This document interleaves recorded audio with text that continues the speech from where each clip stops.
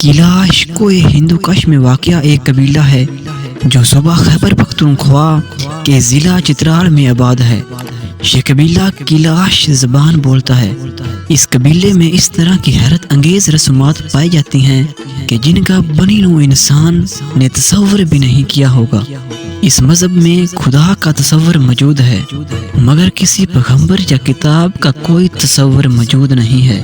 ان کے مذہب میں خوشی ہی سب کچھ ہے۔ ان کے مطابق جیسے کسی بچے کی پیدائش خوشی کا موقع ہے، اس طرح کسی کا مرنا بھی خوشی کا موقع ہے۔ چنانچہ جب کوئی مرتا ہے تو ہزاروں کی تعداد میں مرد اور خواتین جمع ہو جاتی ہیں۔ میت کو 2 سے 3 دن تک کمیونٹی ہال میں رکھ دیا جاتا ہے۔ مہمانوں کے لیے 70 سے 80 بکرے اور 10-12 بیل ذبح کیے جاتے ہیں۔ شراب کا انتظام بھی کیا جاتا ہے۔ تیار ہونے والا کھانا خالص دیسی گھی میں تیار کیا جاتا ہے۔ ساری رات جشن کا سماں ہوتا ہے، ڈانس کیا جاتا ہے اور مرنے والے کی تعریف میں فقرے کہے جاتے ہیں۔ ان کا عقیدہ ہے کہ مرنے والے کو اس دنیا سے خوشی خوشی روانہ کیا جانا چاہیے، جس میں شراب، کباب اور ہوائی فائرنگ بھی کی جاتی ہے۔ مرنے والے کی ٹوپی میں کرنسی نوٹ اور سگریٹ بھی رکھے جاتے ہیں۔ پرانے وقتوں میں مرد کو تابوت میں ڈال کر قبرستان میں رکھ آتے تھے۔ آج کل اسے دفنانے کا رواج عام ہے۔ کیلاش میں ہونے والی فوتگی خاندان کو اوسطاً 18 لاکھ میں پڑتی ہے، جبکہ کم از کم 7 لاکھ اور زیادہ سے زیادہ 35 لاکھ تک چلی جاتی ہے۔ فوتگی کی طرح ان کے ہاں شادی اور پیدائش بھی حیران کن ہے۔ لڑکے کو لڑکی بھگا کر اپنے گھر لے جانی ہوتی ہے۔ لڑکے کے والدین، لڑکی کے والدین اور گاؤں کے بڑوں کو اس کی خبر کرتے ہیں، جو لڑکے کے ہاں آ کر لڑکی سے تصدیق کرتے ہیں کہ اس کے ساتھ کوئی زبردستی تو نہیں کی گئی بلکہ وہ اپنی مرضی سے بھاگی ہے۔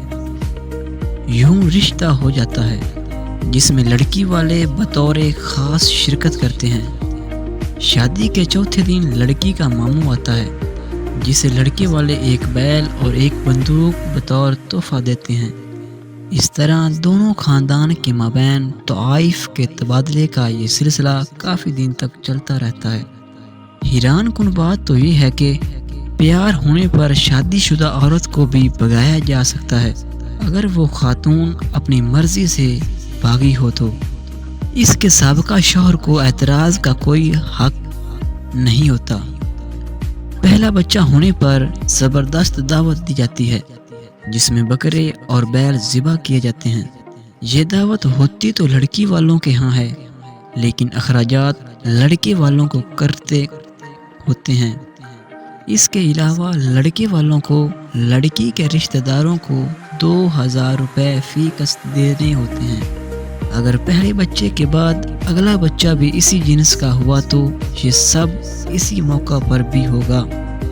یہاں تک کہ اگر مسلسل لڑکے یا لڑکیاں ہوتی رہیں تو یہ رسم برقرار رہے گی۔ اس سے جان تب ہی چھوٹ سکتی ہے جب مخالف جنس کا بچہ پیدا ہوا۔ اگر کسی کیلاشی لڑکی یا لڑکے کو مسلمان سے پیار ہو جائے تو شادی کی واحد صورت یہی ہے کہ کیلاش کو اسلام قبول کرنا ہوگا، خواہ وہ لڑکی ہو یا لڑکا۔ حالیہ عرصے میں شادی کے نقطہ نظر سے کیلاشی لڑکیوں میں اسلام تیزی سے پھیل رہا ہے۔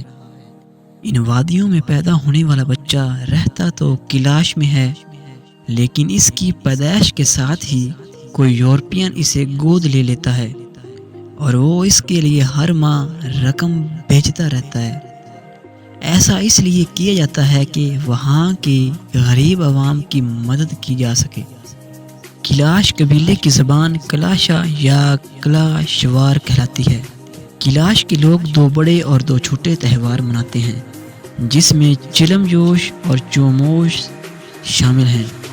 چوموش سب سے اہم اور مشہور تہوار ہے جو 14 دن تک جاری رہتا ہے۔ یہ تہوار دسمبر میں منایا جاتا ہے۔ یہی وجہ ہے کہ اس تہوار کو دیکھنے ہر سال ہزاروں سیاح وادی کیلاش کا رخ کرتے ہیں۔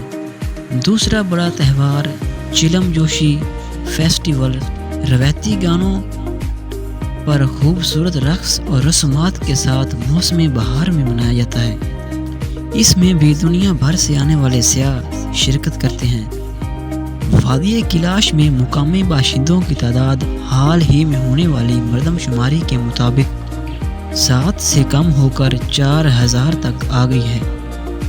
کیلاش کے رہنے والوں کو خدشہ ہے کہ ان کے مذہب کو جان بوجھ کر ختم کرنے کی کوشش کی جا رہی ہے۔